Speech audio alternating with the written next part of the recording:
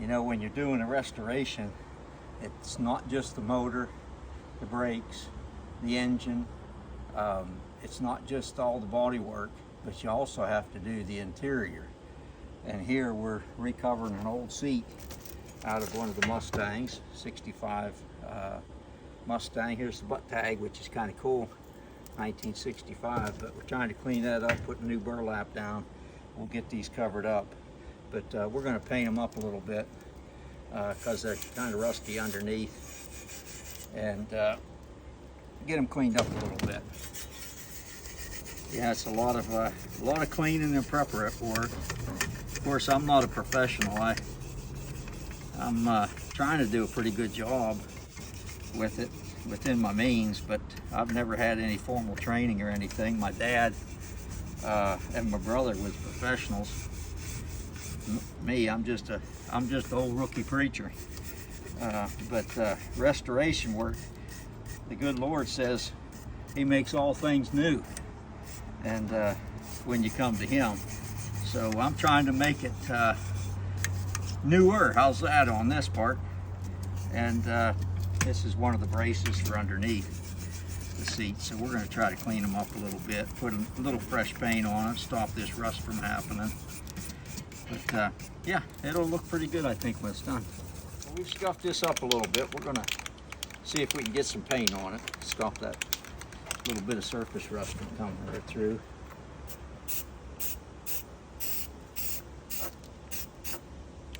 I know for some this isn't good enough. They wanted me to tear all that apart, but it's good enough for what we're doing.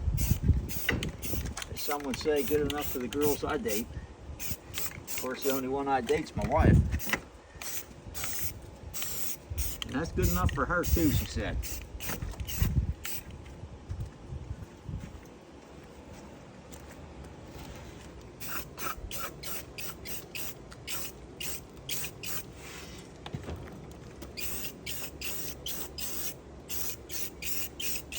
At least it'll freshen it up a little bit.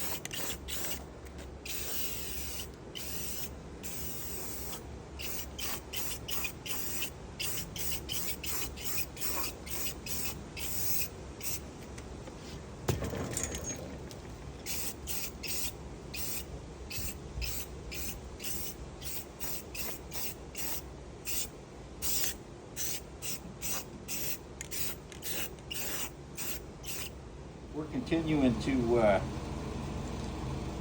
do the restoration of these seats. I know I don't want to take this steel beam off here, this rod, because that gets attached to the foam.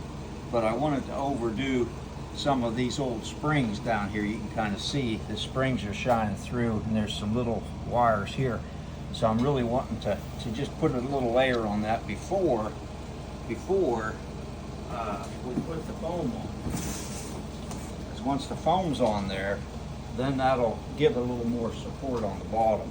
So that's what we're doing right now. We're attaching it. It may not be the way some people do it, but it's the way I'm going to do it, and I think it'll do pretty good. Once you get the burlap over top of the old there, you can kind of set this foam down on there. Okay, and make sure you lap it around the sides here so it sits on there properly.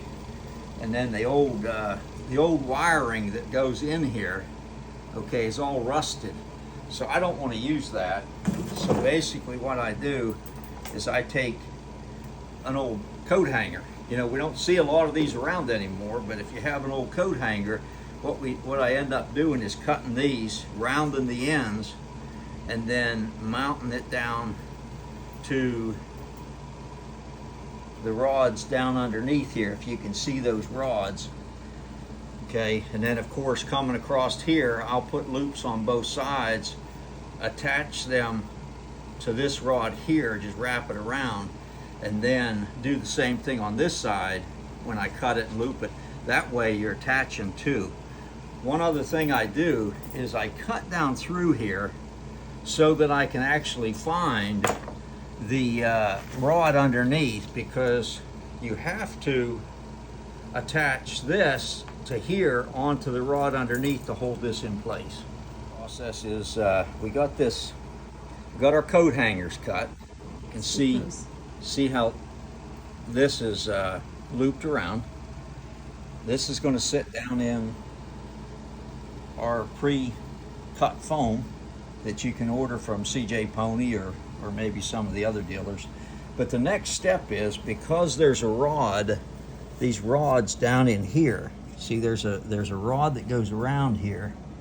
Okay, these rods here have to attach to that, and how you do that is you use these hog rings.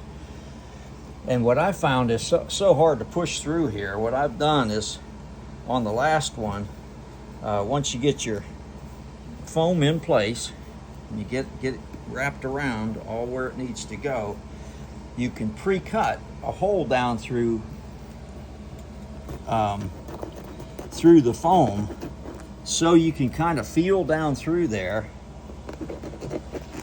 and find, because this has a good strong backing on it, you've got to find that rod.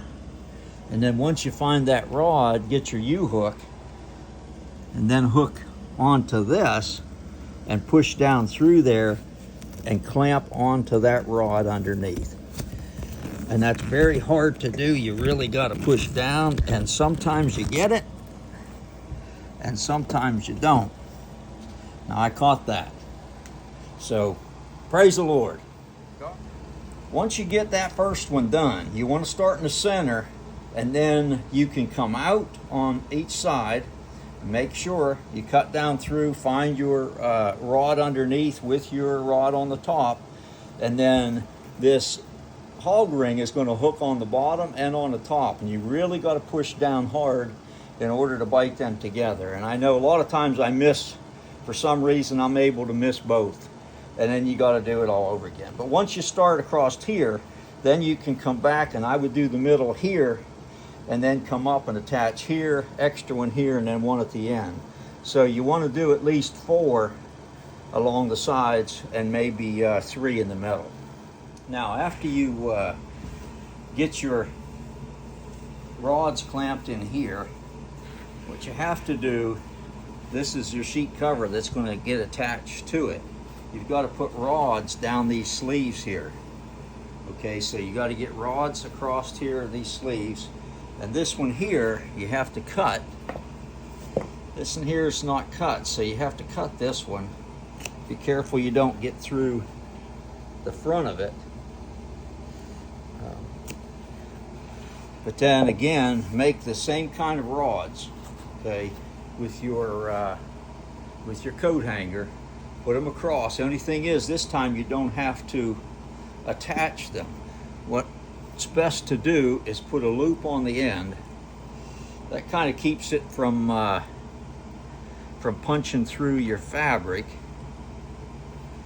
Okay, they don't have to be attached, but you have to measure so that it fits in between the two. Okay, so just get that cut.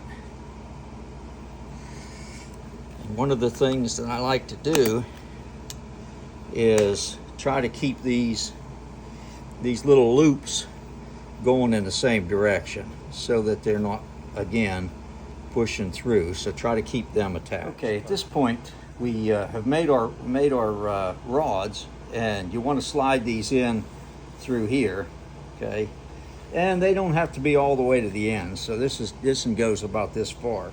But what you have to do to get it started, you want to kind of push them out a little bit on the other side. Okay, get these pulled back, because this next step is kind of interesting. You want to get it back to here. There's a rod in here, and that rod has to attach down to this rod in here. See, we put this rod down in here, and this needs to be hog ringed to this first. So what we're going to do, we're going to hog ring here onto this rod, okay, and that'll get this center piece, and this will be centered on your piece, or on your seat. And then what you do is you fold this back, okay, in order to get and know where that hog ring, know where this is at. Okay, this is your rod in here. Okay, so these here rods are pulled back, they're sticking out at the end here, so you can actually do that.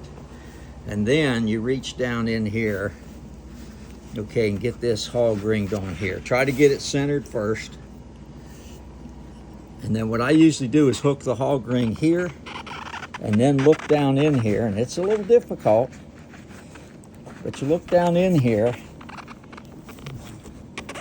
it's got to be pulled in.